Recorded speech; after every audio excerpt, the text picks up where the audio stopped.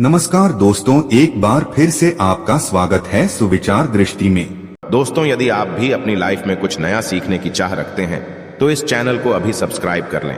जय श्री कृष्ण, राधे राधे। दोस्तों, हमारे हिंदू संस्कृति में प्रत्येक घर में प्रतिदिन पूजा पाठ करने की परंपरा है और इसके लिए सभी अपने घरों में अपने आराध्य देवता का छोटा सा ही क्यों ना हो परंतु एक मंदिर अवश्य ही बनाते हैं।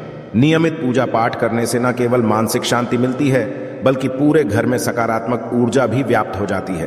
परंतु यह बात भी सच कि पूजा पाठ करने के कुछ नियम भी होते हैं जिन्हें यदि हम नजरअंदाज कर देते हैं तो हमें हमारी पूजा का पूरी तरह से फल प्राप्त नहीं होता है। पूजा करने के नियम प्राचीन काल से ही चले आ रहे हैं, जो कि एक ठोस धरातल पर आध्यात्मिक और वैज्ञानिक दोनों ही दृष्टिकोणों से ध्यान में रखकर बनाए गए हैं। इसलिए हमें इन नियमों को बिल्कुल भी अनदेखा नहीं करना चाहिए।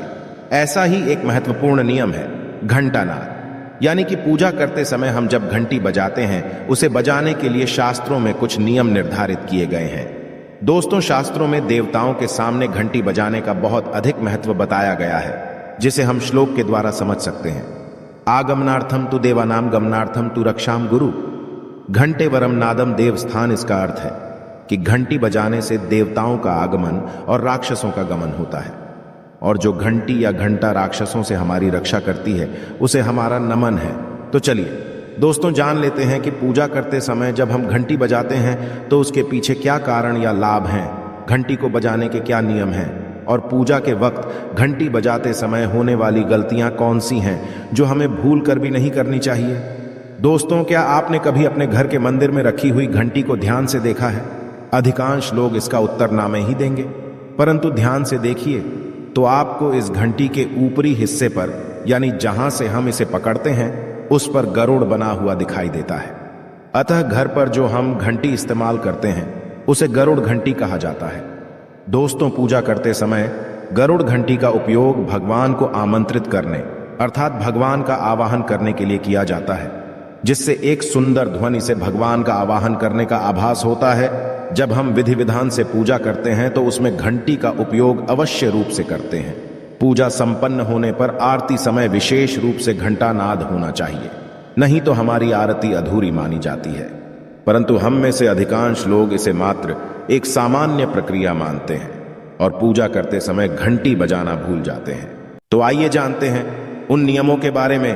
पहली बात दोस्तों, हमारे शास्त्रों में यह मान्यता है कि सृष्टि के निर्माण के समय सबसे पहले जो बड़ी सी ध्वनि निकली थी वह घंटी के आवाज के समान सुनाई दी। घंटी की ध्वनि में ओमकार नाद का भी आभास होता है, इसलिए घंटी को ईश्वर की आवाज मानते हुए पूजा में स्थान मिला है। इसलिए घंटी का कभी भी अपमान न करें, और जिस तरह से देवी देवताओं की पूजा की जाती है वैसे ही घंटी की भी पूजा करनी चाहिए। दूसरी बात, घंटी को प्रणाम करके ही उसे बजाना चाहिए। बिना प्रणाम किए घंटी बजाना अच्छा नहीं माना जाता।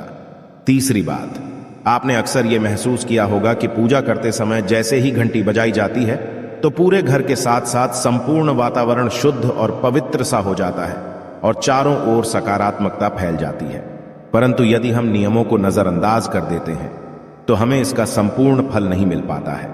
चौथी बात, अधिकतर लोग पूजा संपन्न होने पर केवल आरती के समय ही घंटी बजाते हैं, परंतु यह भी ध्यान रखें कि भगवान को जल अर्पण करते समय, धूप दीप लगाते समय, नैवेद्य अर्पण करते समय घंटानाद अवश्य करना चाहिए। ऐसा करने से हमारी पूजा संपन्न मानी जाती है। पांचवी बात, घंटी बजाते समय भगवान का नाम अथवा आरती अवश्य बोलनी चाहिए।